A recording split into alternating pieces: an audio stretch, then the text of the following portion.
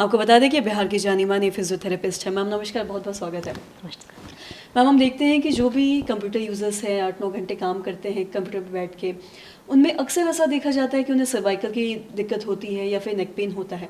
मैं आपसे जानना चाहूँगी कि आप फिजियोथेरेपी करवा के क्या ये नेक पेन या सर्वाइकल की जो समस्या है इससे छुटकारा पा सकते हैं? बिल्कुल। कई बार पेशेंट्स आते हैं नेक पेन लेकर के, उनका एक्सरे, यंग पेशेंट्स, उनका एक्सरे बहुत डिजेनरेटिव चेंजेस भी शो करता है, उनका एमआरआई में काफ़ी फाइंडिंग्स रहते हैं, लेकिन जब हम फिज़िकली इसको एग्जामिन करते हैं तो पाते हैं कि पेशेंट को एक्चुअली कुछ नहीं है।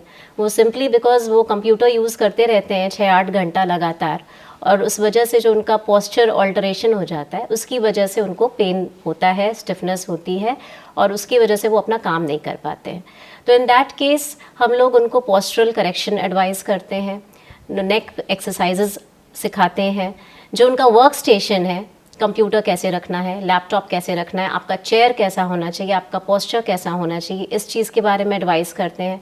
प्लस उनको एनकरेज करते हैं कि काम करते वक्त वो मिनी ब्रेक्स लें, मल्टीपल, और उन मिनी ब्रेक्स में क्या क्या एक्सरसाइज करना है जिससे कि उनके मसल्स फटीग में न जाएं और उन्हें नेक पेन ना हो, उसकी सलाह देते हैं।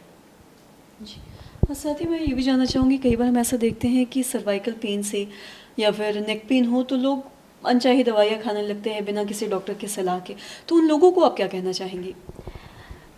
पेन किलर्स का बहुत नुकसान है, बहुत साइड इफ़ेक्ट्स हैं लॉन्ग रन में। फिजियोथेरेपी में टाइम ज़रूर लगता है थोड़ा बहुत, लेकिन ये ऐसा उपचार है जिसका कोई साइड इफ़ेक्ट नहीं है, और ये परमानेंट रिलीफ देता है, क्योंकि ये उस चीज़ को करेक्ट करता है जिस चीज़ की वजह से पेन है। और पेन किलर आप जितना दिन खाएंगे उतना दिन आप ठीक रहेंगे, उसके बाद वापस पेन आ जाएगा, तो वो कोई आपका परमानेंट उपचार नहीं है। आपको फिजियोथेरेपी ही कराना चाहिए, और फिजियोथेरेपी सारे जो आपको उसके लिए सलाह दिए गए हैं उसी को फॉलो करना चाहिए। जी, और साथ ही अगर मैं शोल्डर, कई बार ऐसा होता है कि शोल्डर रिलोकेट हो जाता है और जिस वजह से पेन भी काफ़ी होता है, तो मैं आपसे जानना चाहूँगी कि फिजियोथेरेपी में इसका भी कोई उपाय है या उपचार है?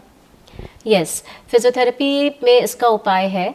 जो डिसलोकेशन की बात आप कर रही हैं, डिसलोकेशन कई तरीकों के होते हैं, इसमें भी ग्रेड्स ऑफ डिसलोकेशन होता है। अगर वो कंप्लीट डिसलोकेशन नहीं है और माइनर डिसलोकेशन है, और खेलते समय या फिर किसी पर्टिकुलर एक्टिविटी में डिसलोकेशन बार बार हो रहा है, तो उसमें हम लोग पर्टिकुलर ग्रुप ऑफ मसल्स को जो डिसलोकेशन रोके उसका स्ट्रेंथनिंग करते हैं।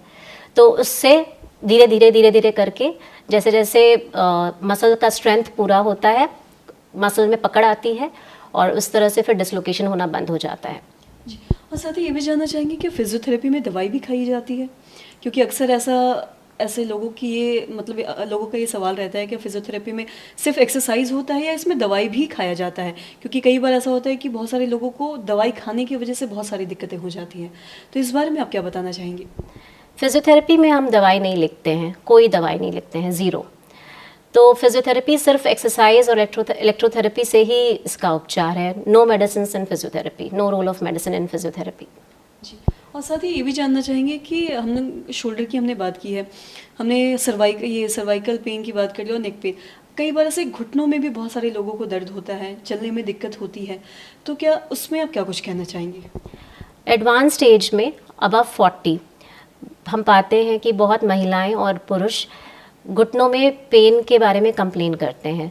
तो ये कार्टिलेज डिस्ट्रक्शन की वजह से होता है, जो कि वियर एंड टियर और डिजेनरेशन की वजह से होता है।